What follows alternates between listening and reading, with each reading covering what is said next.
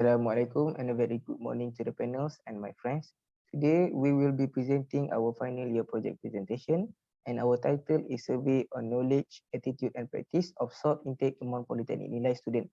We are supervised by Mr. Ikman Sham. So the presenter is three of us. So myself is Muhammad Ikwan bin Abdul Razak and my partners are Nur Aimi Shazwani binti Musa and Aizza Sharina binti Zulkifli. So this is the table of contents and we will jump straight into the introduction and this part will be presented by my friend Aimi Shazwani. Salt is utilized as a binding agent, color controller, and fermentation control. Salt is used as a seasoning to exchange the taste of food, and it's made a bland food and it's help to bring out the natural flavor in other food. Salt is crucial part in the human body since it serves to sustain physiological function. For example, salt is necessary for maintaining fluid and electrolyte balance as well as managing blood pressure. Excess salt consumption has a detrimental influence on health to limit the number of deaths attributable to hypertension, cardiovascular disease, and stroke. It is suggested that you consume not more than 5 grams of salt each day. Hypertension is a prevalent illness that can lead to myocardial infarction, stroke, renal failure, and premature mortality, and if not detected and treated yearly. It is anticipated that the global burden of cardiovascular disease would increase by up to 75% by 2020. For problem statement, excessive dietary salt consumption has been linked to elevated blood pressure. A number of deaths was recorded associated to hypertension, cardiovascular disease, and stroke. All of these diseases has linked with excessive salt intake. The National Health and Mobility Survey Malaysia concluded that 30.3% of Malaysian adults aged 80 years and above have a hypertension. The goal of this study was to investigate the Polytechnic Nilai student knowledge, attitude, and practice about salt intake. Research objective. First one is to determine the level of knowledge of Polytechnic Nilai student towards salt intake. Second objective is determine the level of attitude of Polytechnic Nilai student towards salt intake. The third one is determine the level of practice of Polytechnic Nilai student towards salt intake. Lastly, the objective is to determine the relationship between the level of knowledge, attitude, and practice of Polytechnic Nilai student towards salt intake. Research question. For our research question, the first one is what is the level of Polytechnic Nilai student knowledge towards salt intake? Second one is what is the level of the Polytechnic Nilai student attitude towards salt intake? The third one is what is the level of Polytechnic Nilai student practice towards salt intake? Other research question is there a relationship between the level of Polytechnic Nilai student knowledge and attitude towards salt intake?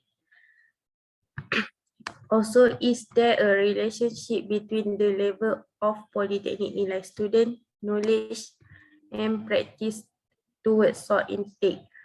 The last one is there a relationship between the level of polytechnic nilai student between attitude and practice toward salt intake?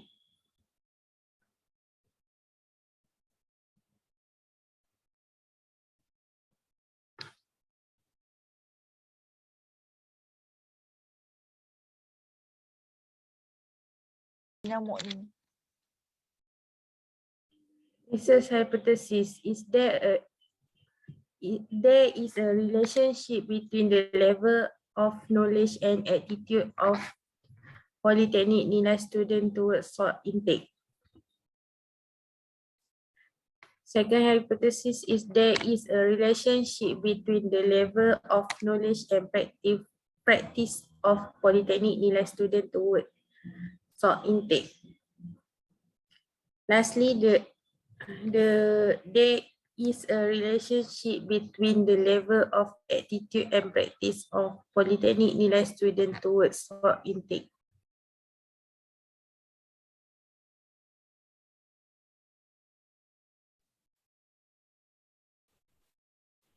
Now for the next slide, I will pass on to my another teammate, that is Aizza Sharina. For methodology, we started with questionnaire development, which consists 4 sections: demographics, knowledge, attitude, and practice.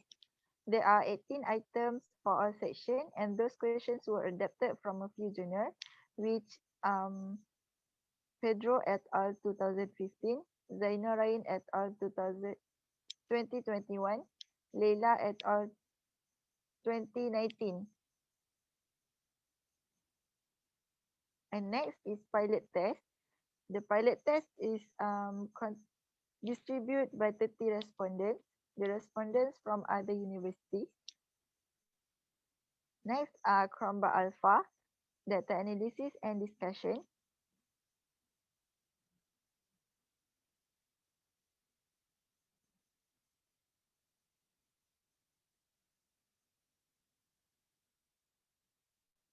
So this is the questionnaire development, which I mentioned the slide before. So next we will go to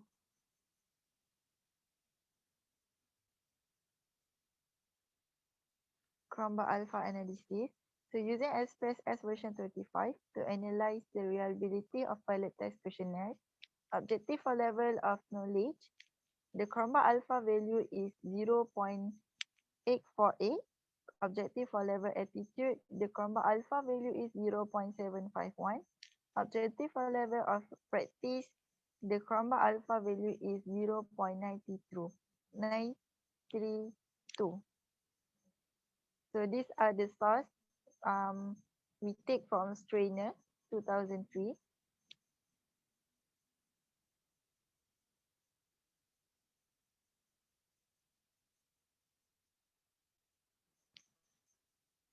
The survey was distributed to all semester 5 students from department course, which are Jabatan Perdagangan, Jabatan Agroteknologi and Bioindustri, and Jabatan Kejuruteraan.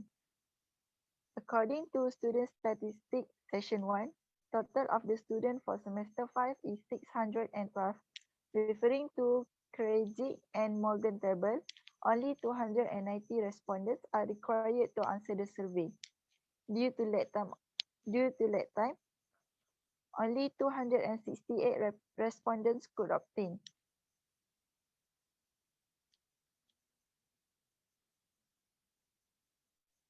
Questionnaire was run using Google Form and posted as link on social media, specifically WhatsApp Messenger.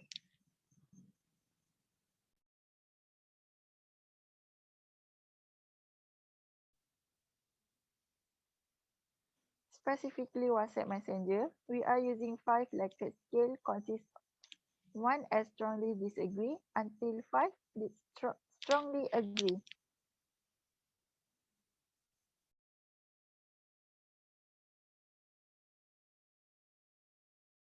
So now I will continue with the descriptive analysis. So the first one is demographic question, gender.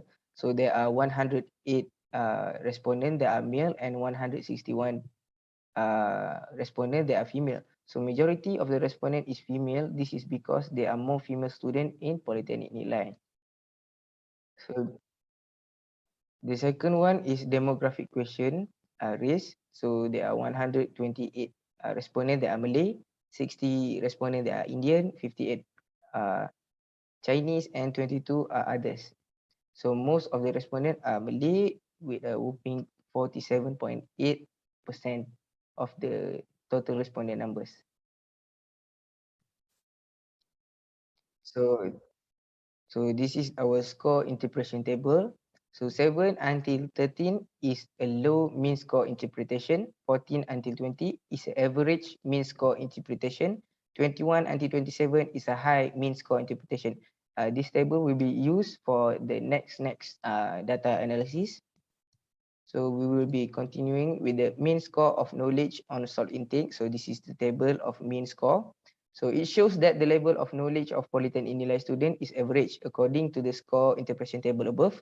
So the mean score for this objective is 20.3843. This section has 5 questions in total. 4 agree according to the Likert scale has the highest frequency and chosen by the respondent. So I will be continuing with the next slide. This is just supportive data. So we can see that 141 respondents have an average knowledge of level, have average level of knowledge. So I will be continuing with the next slide. For the mean score of attitude on salt intake, it shows that the level of attitude of Polytechnic Nilai student is also average according to the score interpretation table. The mean value for this objective is 20.1567. This section has 5 questions in total. 5 strongly agree according to the Likert scale as the highest frequency and chosen by the respondent for the first question only. So 4 agree according to the Likert scale has the highest frequency and chosen by the respondent for the 4 remaining questions. So you can see that the highest frequency and percentage is average. So 53.0% of the total respondent have average level of attitude towards salt intake. The next slide is the mean score of practice on salt intake. It shows that the level of practice of Polytechnic Nilai student is average. According to the score interpretation table, so the mean value for this objective is 20.0634. This section has 5 questions in total. 5 strongly agree according to the Likert scale as the highest frequency and chosen by the respondent for the first question, just like the attitude part. And the 4th agree according to the Likert scale has the highest frequency and chosen by the respondent for the 4th remaining question. Okay, and this is a supportive data, and we can see that 51.5% respondent have average knowledge of percentage of practice, level of practice toward salt intake. Okay, now I will move on to the correlation. So the relationship between the level of knowledge and attitude of Polytechnic Nilai student towards salt intake. So the correlation for this, we get 0.562 is a positive correlation between the level of knowledge and attitude. According to Cohen 1988, the correlation is strong and it has a significant value of 0.000. So the relationship between the level of knowledge and attitude of Polytechnic Nilai student is significant. Thus, it has relationship and applicable to be researched more. Therefore, our null hypothesis is accepted. And the overall correlation between the level of knowledge and attitude is also quite strong. The next one is the level of attitude and practice of Polytechnic Nilai student towards salt intake. So we get the correlation is 0.552. Is also a positive correlation between the level of attitude and practice. So according to the Cohen 1988, the correlation is strong, has significant value of 0.000. The relationship between the level of attitude and practice of polytechnic nilai student is also significant. Thus, it has relationship and negligible to be researched more. Therefore, the null hypothesis also is accepted. The overall correlation between the level of knowledge and practice is quite strong. The last correlation is the level of knowledge and practice of polytechnic nilai student towards source intake. So this one we only get 0.332 is a positive correlation between the level of knowledge and practice. According to Cohen 1988, the correlation is just moderate. Even though it's just moderate, it has a significant value of 0.000. The relationship between the level of knowledge and attitude of polytechnic nilai student is also significant, even though it's just moderate. And the relationship is negligible to be researched more because the null hypothesis is accepted, and the overall correlation between the level of knowledge and practice is just moderate and not very strong. It's just moderate. Okay, now I will be continuing with the discussion part. So the first discussion is about knowledge. So most respondents simply agreed and given a neutral answer to the question. This happened because the respondent may have simple information about salt intake, or because some of them just played it safe and answer neutral. On the other hand, approximately 46.6% know a lot about salt intake. This could be a result of respondent reading or participating in salt intake campaign. Similarly, the majority of students at the University of Sharjah in the United Arab Emirates, UAE, were aware of negative health consequences of excessive salt intake. It is cited by Ismail et al. 2019. This shows that students are now well informed about the dangers of excessive salt consumption. So the next discussion is for attitude. The result shows that the respondent may be uninformed about salt intake or do not know how much salt they consume on a daily basis. So our finding is higher toward what was reported by Mahad et al. 2017, where only 37.7% of their respondents did not know how much salt that they had consumed. So about 43.6% on the other hand have a positive attitude on salt intake. This could be because the respondents are on a diet plan that requires them to measure the amount of salt that they eat on a daily basis. These students agreed that reducing salt in their diet was crucial. So this is cited by Ismail et al. The majority of students at the University of Sharjah believe that lowering salt intake will enhance their health and blood pressure. This is in line with their understanding that a high salt diet can lead to major health issues, including hypertension. So the last discussion is for practice. So the result shows that the respondent may not try to minimize salt intake in meal preparation at home, or they do not practice to control the salt consumption per day. Another similar conclusion was seen in Greek, where the majority of respondents, 70.4%, usually apply salt to their food when cooking without minimizing the salt at all. So this is cited by Marrakech 2013. On the other hand, about 45.5% of the respondents have high attitude about salt intake. This is maybe because of the respondent being in a diet plan that makes them measure the amount of salt intake per day, and an individual awareness of nutrition and salt consumption influences his or her meal choices and intake. This is also cited by Marrakech 2013. So I think that's all from me, and we will jump straight into the conclusion part, and I will hand it on to my teammate. In conclusion, the majority of students are aware that high salt may lead to significant health problems, including hypertension.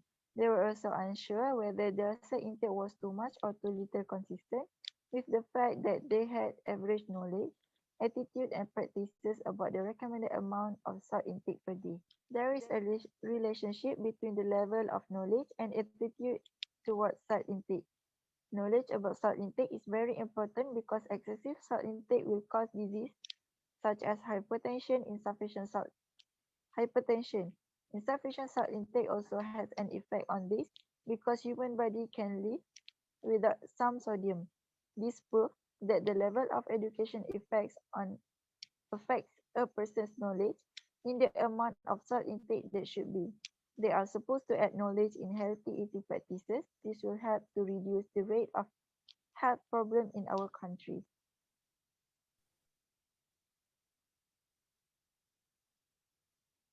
Recommendation. As we know, excessive salt intake is not good for health. It can lead to the various diseases such as hypertension. Therefore, the government can call on all citizens to adopt a healthy lifestyle. The government or any institute involved can organize a campaign to the public to reduce the amount of salt intake. Besides KKM, Kementerian Kesihatan Malaysia should promoting healthy food campaign on various platforms. Other than that, our government can conduct a campaign to purchase goods by lowering the price that contain low salt content. Government also can encourage the intake of the rock salt, which contains sodium chloride as the main of ingredients. Lastly, the government should organize programs to encourage people to change their daily diet. If all the parties involved give a good cooperation, healthy lifestyle practice can be practiced in the community. This will make the number of chronic patients due to the excessive salt intake can be reduced. That's all from us. Thank you very much.